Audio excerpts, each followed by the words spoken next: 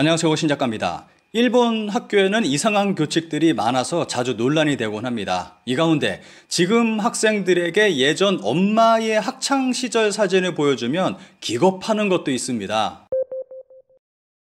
저는 개인적으로 일본 학교 문화 중에서 가장 이해할 수 없는 부분이 란도셀입니다. 일본 초등학생이 사용하는 가방 란도셀은 가방 가격 자체가 굉장히 비쌉니다. 아무리 저렴해도 수십만 원이나 합니다. 일본에서 판매하는 란도셀 평균가의 변화를 나타낸 그래프입니다. 2001년 35만 원 정도였던 가격이 2021년에는 56만 원까지 올랐습니다. 가게에 너무 큰 부담이 되다 보니까 무료로 아이들에게 란도셀을 지급하는 지자체들도 등장하고 있습니다. 그런데 이 란도셀이 굉장히 무겁습니다. 보통 배낭은 1kg 미만인데 란도셀은 보통 1kg에서 1.5kg의 무게를 가지고 있습니다. 그래서 허리 통증을 호소하는 초등학생들이 늘고 있습니다. 이러한 란도셀 증후군의 가능성을 가진 학생이 65.8%나 된다는 조사도 있습니다. 게다가 이 란도셀은 꼭 매야 한다는 교칙이 있는 것도 아닙니다. 암묵적, 사회적 합의로 다들 란도셀을 매게 하고 있는 것입니다. 왜 란도셀 등교인데 소풍은 배낭인가? 현역 교사도 의문을 품은 학교의 기묘한 관습. 아이들 등교 때는 란도셀을 매게 하는데 왜 소풍 갈 때는 일반 가방을 허용하느냐라는 의문을 나타낸 기사입니다. 기사에서는 이해할 수 없는 일본 학교 교칙을 이야기하고 있습니다. 뉴스에서는 시대에 맞지 않는 교칙이 자주 거론되고 얼마나 학교가 구태의연한지 문제 제기가 반복되고 있다. 나도 비상근으로 가르치고 있는 대학에서 학생으로부터 믿을 수 없는 실태를 들었다.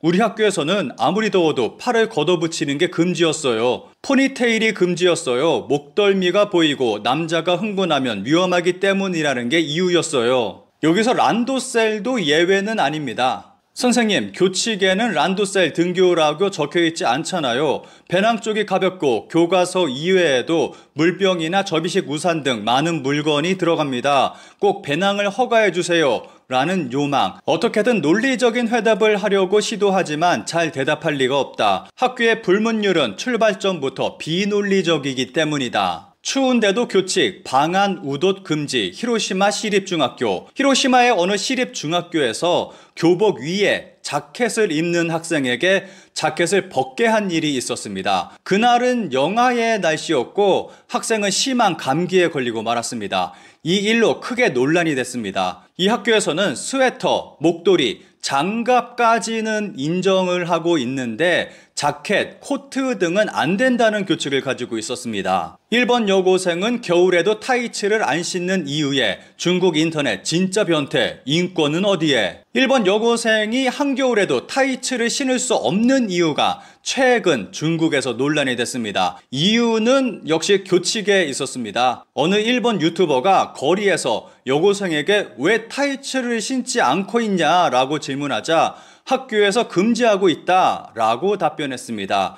이것이 중국 커뮤니티에 알려지면서 논란이 된 것입니다. 투고한 계정은 타이츠를 신지 않는 것이 교칙이라고 하는 아이가 있었다. 일본에서는 과거에 여자 속옷의 색까지 지정하는 변태 학교가 있는 것도 화제가 됐다라고 소개했다. 일본 학교에서 이런 교칙을 내세우는 데에는 다음과 같은 이유가 있다고 다들 말을 합니다. 겨울이 추운 것은 당연한 것이다. 참는 것도 미덕이다. 추위를 참음으로 더 강해질 수 있다. 무슨 2차 대전 일본군한테나 할 법한 소리를 지금 21세기 학생들에게 강요하고 있습니다. 일본 학교에서 벌어지는 일들을 보고 있으면 일본의 군국주의의 잔재가 그대로 남아있는 경우가 많다는 느낌을 강하게 받습니다. 이 외에도 일본 학교에서는 검은색 머리가 아니면 염색을 해서라도 검은색 머리로 만들어야 하고 투블럭 금지, 속옷색 지정 등의 교칙이 있고 여름에 얼음물을 금지하는 학교도 있습니다. 이런 가운데 이제는 더 이상 볼 수 없게 된 사라진 일본 학교의 전통이 있습니다. 일본에서는 부루마라 불리는 체육복을 여학생들에게 입혔습니다. 말이 좋아 체육복이지 사실상 거의 그냥 속옷 수준이라고 볼 수 있습니다. 이것 때문에 많은 일본의 여성들은 학창시절 체육 시간이 정말 싫었다고 말할 정도입니다. 그런데 다들 아시다시피 이것을 성적으로 바라보는 사람들이 있었고 부작용도 정말 많이 발생했습니다. 그래서 2000년대에 들어서면서 부루마를 폐지하는 학교가 늘어났고 현재는 일본 학교에서 사실상 사라진 상태입니다. 그런데 이 부루마가 최근 일본 커뮤니티에서 화제가 되고 있습니다. 여자 체육복은 검은 팬티 같은 것이었다고 딸에게 사진을 보여줬더니 뭐야 이거 팬티잖아. 엄마 이런 걸 입은 거야? 라며 크게 웃었습니다. 자신의 딸에게 예전 엄마 학창시절 부루마 입은 모습을 보여줬더니 놀라면서 크게 웃었다는 내용입니다. 저도 개인적으로 한 20여 년 전쯤에 일본 여자친구가 부루마 입고 있는 사진을 보여줬을 때 적지 않게 놀란 적이 있습니다. 아마 처음 이 모습을 본 사람은 놀라지 않을 수 없는 모습일 것입니다. 일본 커뮤니티에는 굉장히 뜨거운 반응의 댓글들이 올라오고 있습니다. 댓글들이 하나같이 다 충격적입니다. 속옷이 절대 나오지 않게 하겠다라는 강한 마음이 없으면 절대로 속옷이 삐져나오기 때문에 집중할 수 없습니다. 바로 광기입니다. 지금 생각하면 너무 심했다. 나는 육상부였는데 체육 부루마가 유니폼 부루마보다 조금 커서 평소에 가려져 있던 부분이 시합 때 유니폼 부루마 때만 노출돼서 의미를 알겠지? 새빨갛게 햇빛에 타서 힘들었어. 저는 초등학생까지 반바지를 입고 중학교 때부터 부루마였기 때문에 체육이 우울했어요. 그리고 그 복장을 아저씨 체육교사는 즐겼던 것 같아요. 셔츠를 부루마 속에 넣게 했고 부루마 잊었다고 해서 운동복 입었더니 다음에 또 잊으면 운동복을 벗고 팬티 차림으로 체육받으라고 하더라고요. 지금 생각해보면 성범죄. 체육대회 때도 누구나 보러 올 수 있고 보호자라고 생각되지 않는 카메라를 휴대한 아저씨 같은 사람이 있어서 여러가지 의미에서 어수선한 시대였네요. 저는 초등학교 때 둥그런 부루마였어요. 굉장히 부끄러웠던 것을 지금도 기억하고 있습니다. 처음에 이것을 학교용 체육복으로 하려고 했던 사람은 팬티잖아 라고 생각하지 못했던 것일까? 아니 생각한 결과가 이것인가? 팬티가 튀어나온다면 그나마 귀엽게 봐줄 수 있는데 방심하면 털도 튀어나와서 부루마 정말 싫었다. 다리가 다 드러나니까 한겨울에는 추워 죽을 것 같았다. 진눈깨비가 섞여도 부루마와 반팔로 교정에 나왔는데 지금 생각하면 학대. 입술과 손톱이 보라색이 돼서 이거 뭐야 라고 말하면서 여자애들끼리 붙어 있었잖아. 우선 일본에서 가장 보편적인 접대 문화를 살펴보겠습니다. 일본에는 콤파니온이라는 문화가 있습니다. 일본에서 콤파니온이라는 거는 주로 료칸, 호텔, 요정 등에서 행해지는 회식, 파티 등에 동원돼서 접대를 하는 여성을 의미합니다. 한국어로 치자면은 노래방 도우미 정도로 이해하시면 좋을 것 같습니다. 특히 80년대까지 기업의 온천여관 단체 회식이 많았을 당시에 크게 성행했을 것으로 예상됩니다. 일본에는 아직도 이런 문화가 남아 있어서 기업의 회식 등에 동원되곤 합니다. 개인적으로는 제 일본인 지인이 밤에 알바를 한다고 해서 무슨 알바를 하냐라고 물어봤더니 콤파니온 알바를 한다라고 해서 놀랐던 적이 있습니다. 그만큼 일본 사회에 흔하게 자리 잡은 문화라고 볼 수 있습니다. 대체적으로 건전하게 술 시중을 들고 대화 상대를 해주는 정도의 서비스를 하고 있습니다. 좀 더 깊게 들어가면 여러 종류의 콤파니온 서비스가 있긴 한데 거기까지는 각자의 상상에 맡기도록 하겠습니다. 어느 콤파니온 파견 회사의 요금입니다. 1인당 2시간 세금 포함 16,500엔입니다. 하나로 약 15만원 정도 합니다. 생각보다 저렴하지 않은 가격입니다. 제 지인이 알바를 하는 이유가 있었네요. 이 콤파니언이라는 것이 일본 내에서 얼마나 대중적인 문화냐 하면 2020년 코로나가 한창일 당시 아이치현 시의회 의원 14명이 료칸에서 회식을 가졌습니다. 당시 일본 정부가 집에서 나오지 말고 자중해라 라고 강조하고 있을 때 이런 일이 벌어진 것입니다.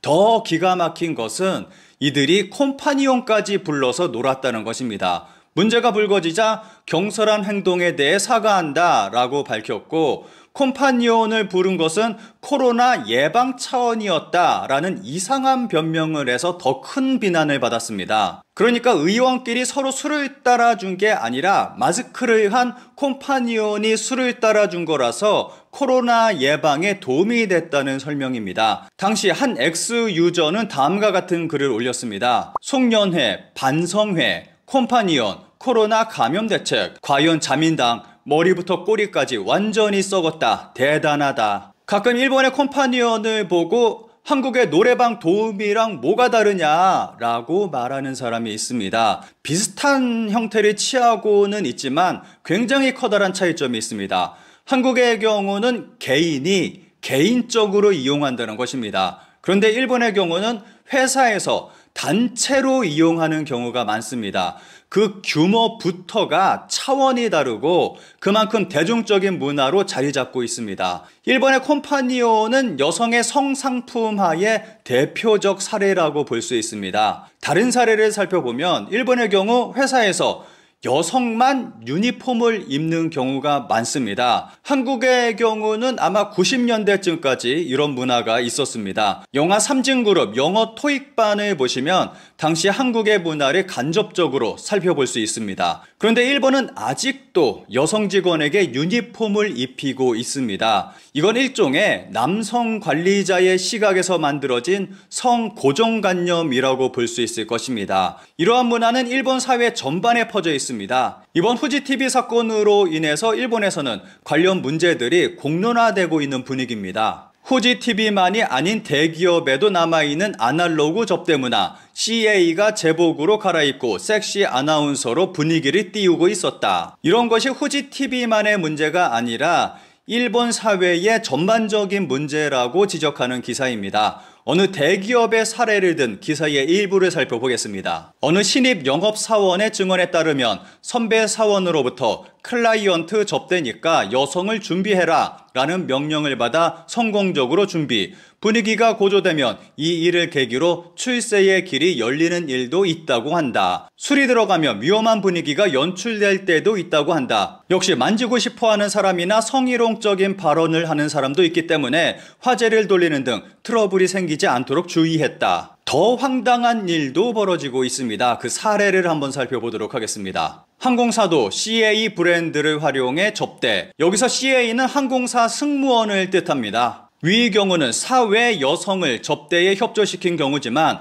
후지 사건과 마찬가지로 자사 직원을 활용하는 경우도 적지 않다. 항공사의 정 간부는 관료 등의 접대를 위해 승무원을 이용하는 일도 있었다라고 말한다. 항공사 승무원의 인기는 뿌리 깊고 관계처가 매우 기뻐한다. 진지한 관계이기 때문에 트러블이 된 적은 없었다. 그녀들은 기내에서의 경험으로 남자들에 대한 배려도 익숙해 있을 것이다. 그러나 다른 항공 관계자에 따르면 현장 영업 접대에서는 음식점, 화장실 등에서 제복 차림으로 갈아입고 개인실에서 흥을 돋우는 일도 있었다고 한다. 기사에서는 이 일 외에도 설명하기 힘들 정도의 일들을 항공기 여성 승무원들에게 시키고 있었습니다. 최근 한국에서는 대통령 생일 파티에 여경에다가 간호장교까지 동원해 행사를 진행한 것이 알려져 논란이 되고 있습니다. 이런 걸 보면 현재 상황에서는 한국이 일본보다 한 수 위라는 생각도 듭니다. 일본에서 벌어지는 또 하나의 문제는 도찰을 들 수 있습니다. 도찰의 천재가 이끄는 그룹 16명 적발.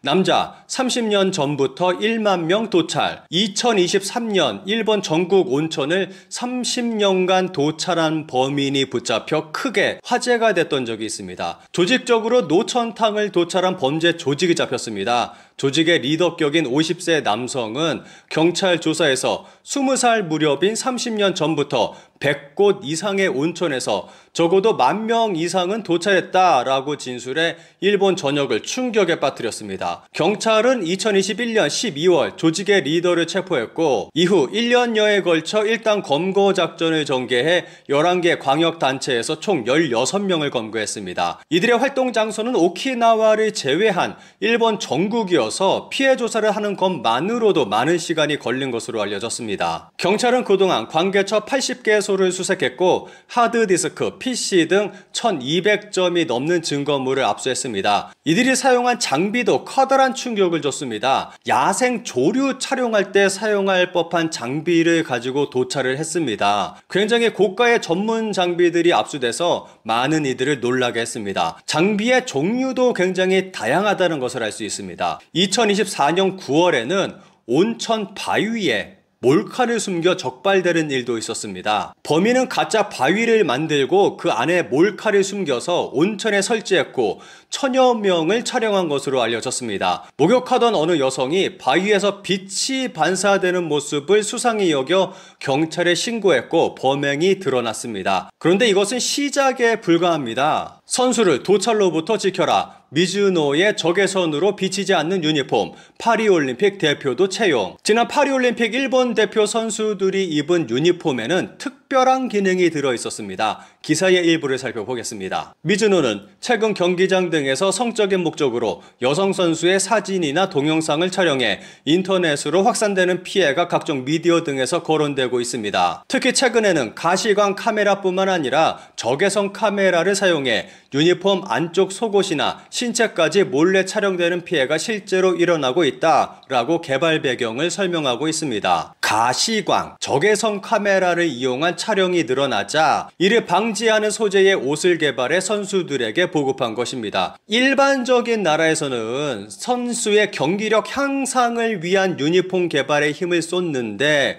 일본에서는 도찰까지 신경 써야 하는 처지입니다. 최근에는 정말 상상을 초월하는 새로운 도찰로 일본에서 논란이 일고 있습니다. 화장실에 도찰 카메라가 여기는 눈치 못 채잖아. 너무 악질이다. 찾은 장소는. 최근 도찰 카메라가 발견된 곳에 크게 논란이 되고 있습니다. 논란이 된 사진입니다. 어떤 내용인지 살펴보겠습니다. 사용 전 주의. 도찰 카메라로 보이는 수상한 물건이 설치된 사례가 발생하고 있습니다. 그림을 보시면 변기의 비대 노즐 부분입니다. 여기에다가 카메라를 설치했다는 것입니다. 관계자는 전국 곳곳에 설치됐을 수 있기 때문에 변기를 사용하기 전에 주의할 것을 당부하고 있습니다.